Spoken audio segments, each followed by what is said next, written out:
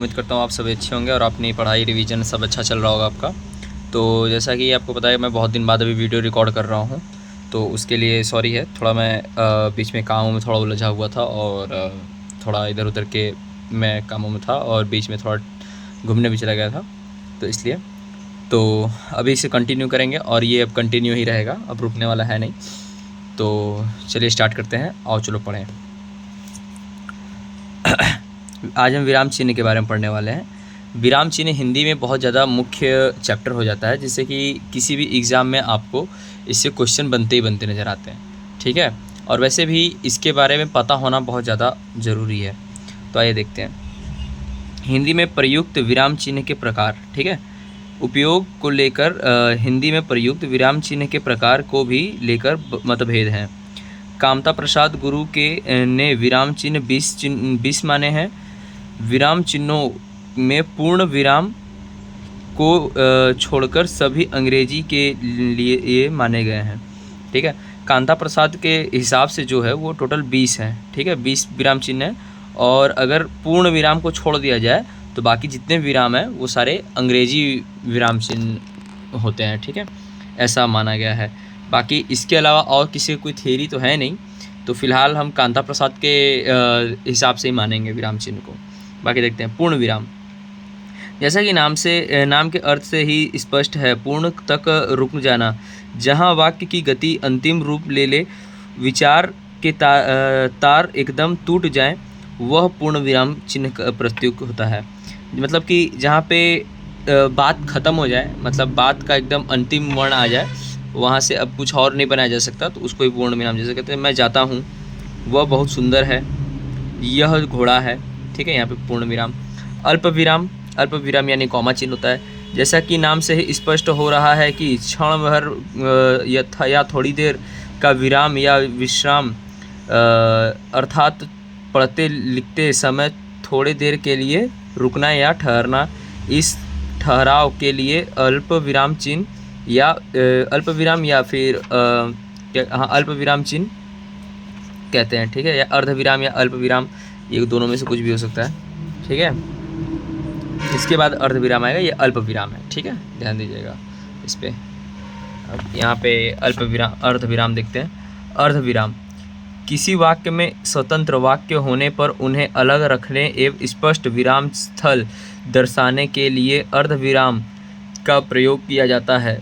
अल्प विराम की अपेक्षा अर्ध विराम अधिक समय के ठहराव को दर्शाने के लिए प्रयुक्त होता है, ठीक है। जैसे अल्प विराम जो है आपका सिर्फ ठहराव है, थोड़ा सा ठहराव, कि मतलब ऐसे बोलते बोलते ठहरे फिर चल दिए, ठीक है। जैसे कि मैं और तुम चलते चलते कहीं पे रुक जाते हैं और इन्होंने फिर ऐसे ऐसे किया, मतलब कुछ इस तरीके से हम बोलते बोलते करते हैं।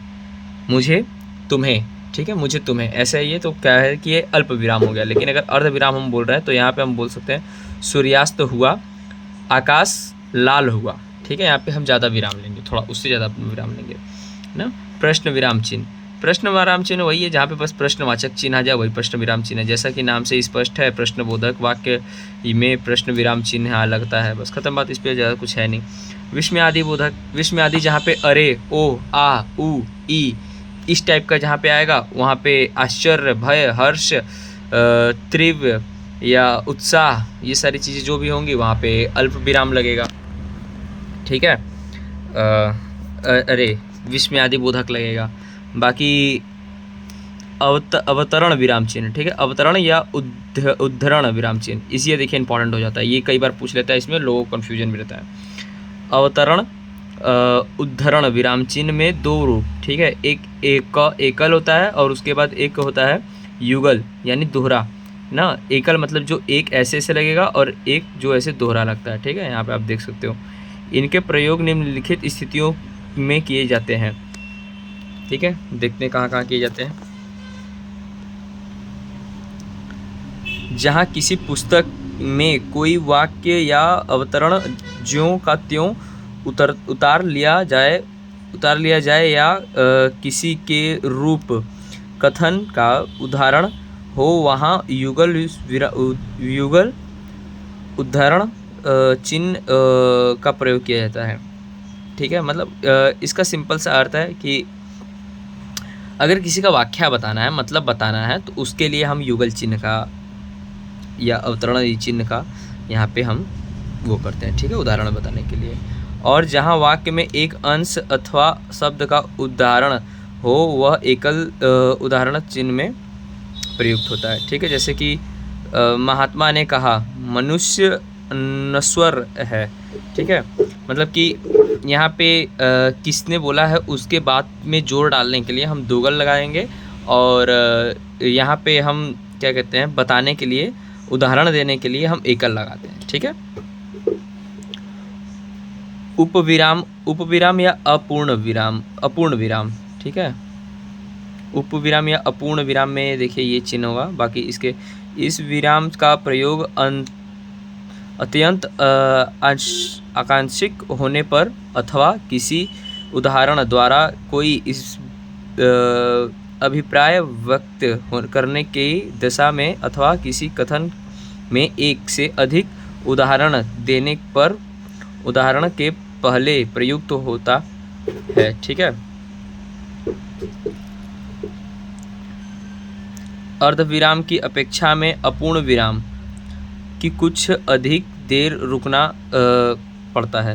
अपूर्ण विराम में बस अपूर्ण विराम, अल्प विराम और अर्धविराम ये तीनों एक तरह से एक ही चीज़ है, बस यहाँ पे रुकने के टाइम को हम थोड़ा सा ज़्यादा वो करते हैं, ठीक है। जैसे उदाहरण, राम घर जा रहा है, ठीक है, यहाँ पे उदाहरण कह के हम थोड़ा रुकते हैं थोड़ा देर, फिर उसके बाद बोलेंगे कि राम घर जाता है, इस तरीके से।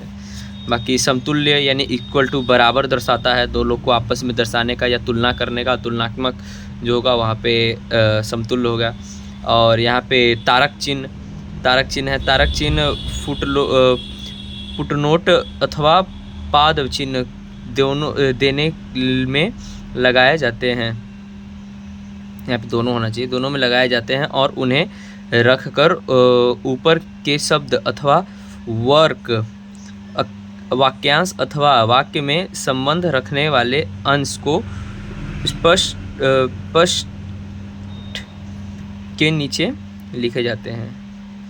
इसके बारे में देखिए ज़्यादा वो नहीं है, बस मतलब कि ये होता है जैसे कि कुछ अगर हम शब्द लिख रहे हैं तो वहाँ पे हम कोई चीज़ अगर हमें मतलब ब्लर करना हो या नहीं बताना हो तो उसकी जगह पे हम ये लगा सकते हैं, ऐसे इस तरीके से है, ठीक है।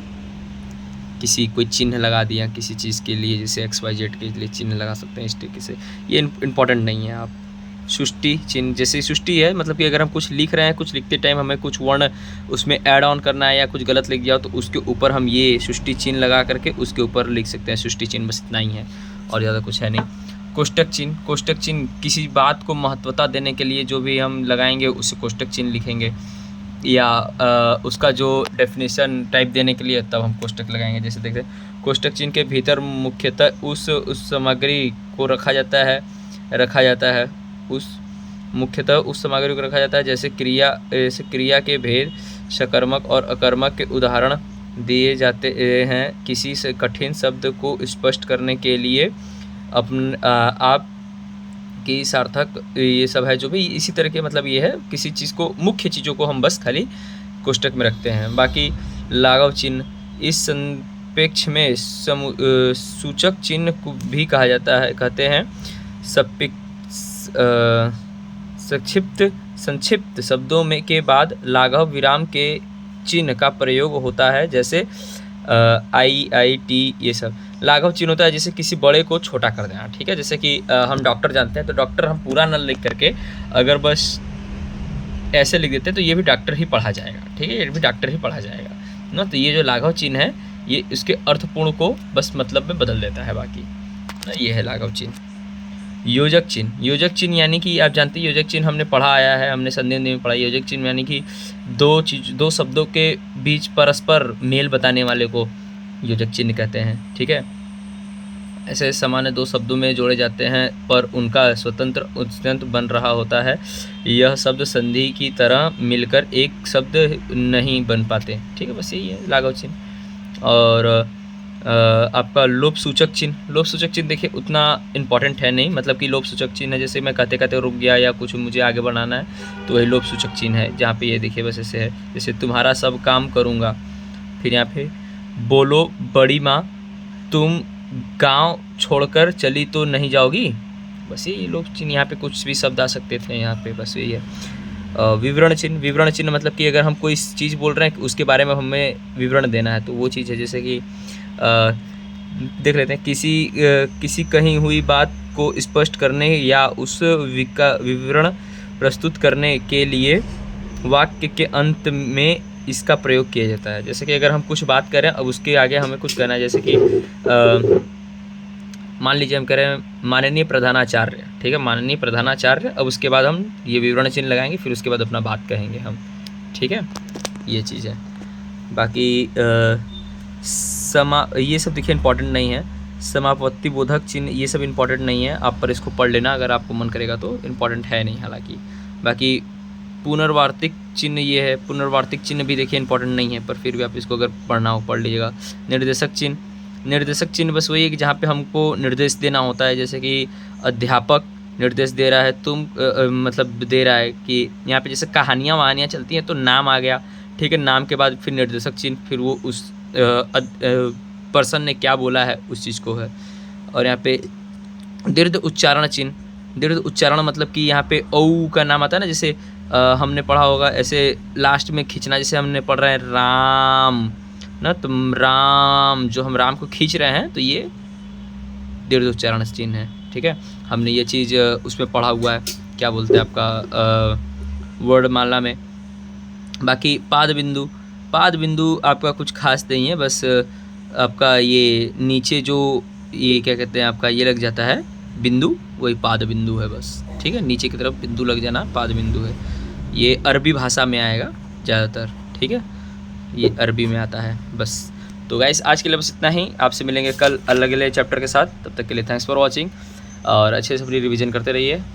और जैसा कि आपको पता ही है कि मैं कोई बहुत ज़्यादा प्रोफेशनल टीचर तो हूँ नहीं, या मैं टीचर ही नहीं हूँ, मैं भी आप लोग की तरह स्टूडेंट ही हूँ, बस मैं पढ़ता हूँ और आपकी तरह रिवीजन करता हूँ, और रिवीजन के पर्पज़ से मैं बस वीडियो बना के अपलोड करता हूँ। So that's for today guys, thank for watching and keep subscribe and give like and चलो पढ़ें।